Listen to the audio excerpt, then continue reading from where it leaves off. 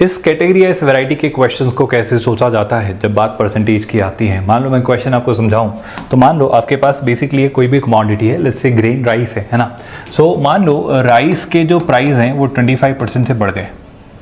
अब of course आपका budget fix है कि आप हर बार 400 रुपीज़ ही खर्च किया करते थे और अभी भी आपका बजट राइस के ऊपर फिक्स है कि आप 400 रुपये ही खर्च करेंगे। पूछा ये जा रहा है या बताया और ये जा रहा है कि अब जब प्राइस बढ़ गए तो आप 20 kg कम खरीद रहे हो।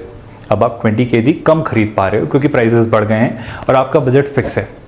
आई होप ये बात आप समझ पा रहे हैं कि अगर प्राइस बढ़ा, मेरी पॉकेट मनी फिक्स्ड है, तो मैं जो अमाउंट खरीद पाऊंगा वो कम होगा। I hope you are getting this idea very clearly now. तो वो ये पूछ रहा है कि इनिशियली प्राइस क्या रहा होगा, आप ये बताइए। देखो एक मेथड, एक स्ट्रक्चर है जिससे आप इसे बहुत आसानी से सोच सकते हैं। इस मेथड में मैं दो चीज़ें यूज़ करूँगा, एक होगा क्वांटिटी, आप गौर से सुनिएगा, एक टर्म होगी क्वांटिटी, एक होगा रेट और एक होगा इन दोनों का प्रोडक्ट जो कि है वैल्यू, जो मैं मार्केट में देकर आ रहा हूँ, जो मेरी बेसिकली मेरा एक्सपेंस है ना। इनके मैं रेशोज़ कंसिडर करने में थोड़ा ज़्यादा इंटरेस्टेड हूँ क्योंकि वो मेरी बहुत ज़्यादा हेल्प करेगा इस क्वेश्चन को सॉल्व करने में। बड़े गौर से सुनिएगा, मैं पहले कितने रुपए खर्च किया करता था मार्केट में? 400 रुपये। मैं अभी भी अपने मार्केट में राइस के ऊपर कितने रुपए खर्च करता हूँ? 400 रुपये। तो मेरी जो वैल्यूज़ का रेशो है वो 1:1 है। हमेशा याद रखिएगा, जब दो क्वान्टिटीज़ का प्रोडक्ट फिक्स हो यानी सेम रेशो में 1:1, तो ये क्वान्टिटीज़ इन्वर्सली प्रोपोर्शनल होती हैं।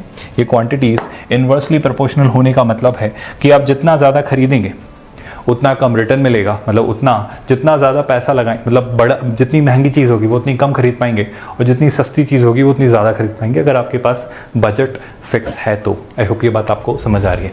अब जो रेट है वो 25% से बढ़ गया। Can you help me in cracking 25% कितना होता है? सो I will understand 25% is 1/4।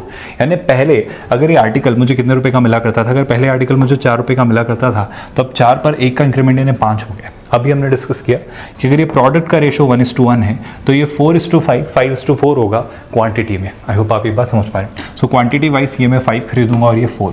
So on ratio scale मैं पहले 5 यूनिट राइस खरीदता था, अब 4 यूनिट खरीदता हूँ, मतलब 1 यूनिट कम खरीदता हूँ। जो मैं 1 यूनिट कम खरीद रहा हूँ ना, वो रियलिटी में 20 kg है। वो रियलिटी में 20 kg है।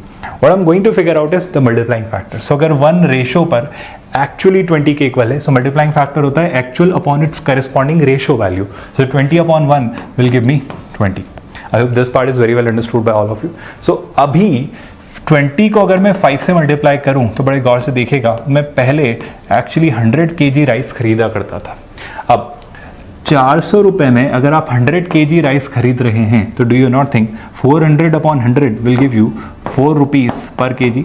तो पहले जो रेट हुआ करता था, जो इनिशियल प्राइस हुआ करता था, वो 4 रुपीज़ पर kg हुआ करता था।